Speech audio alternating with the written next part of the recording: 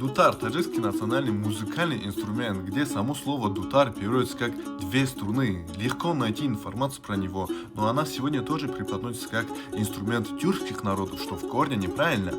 Карнай – таджикский национальный инструмент, где само слово «карнай» переводится с персидского как «большой най», но она сегодня преподносится как тюркский национальный инструмент, где опять же неправильно. Навруз – персидский национальный праздник, праздник зороастрийцев, что само слово переводится как «новый день». Но сегодня мы можем найти, где тюрки говорят то, что это тюркский национальный праздник, что в корне неправильно. Статуи великих персидских таджикских ученых, Авиценна, Бируни и так далее. Сегодня же некоторые тюркские народы говорят, что Авиценна Ибн Сина был тюрком, Аль-Хорезми был тюрком и так далее, что в корне неправильно. То есть в современном мире многие элементы таджикской культуры были заимствованы другими народами, в том числе многими тюркскими народами. Но они сегодня